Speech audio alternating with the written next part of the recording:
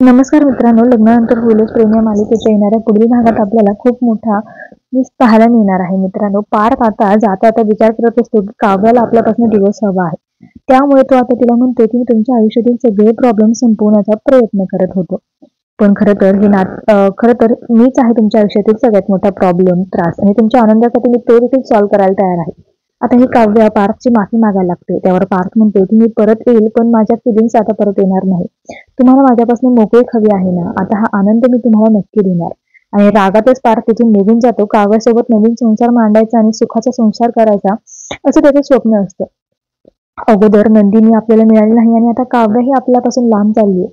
आता मी कोणालाच हवा नाही अशा अशा विचाराने आता पार्थला खूप त्रास व्हायला लागतो. आता या टेन्शनमध्ये आता तो दारू पिऊन गाडी चालवत असतो आणि ड्रायव्हिंग करू लागतो. आणि अखेर होत्याचं नव्हतं होतं म्हणजेच पार्थचा ऍक्सिडेंट होतो. आणि घरी कळताच जे आहे ते पुन्हा एकदा आता गुरुजींची भविष्यवाणी खरी ठरलेली असते. त्यामुळे मालिनीला खूप मोठा धक्का बसतो.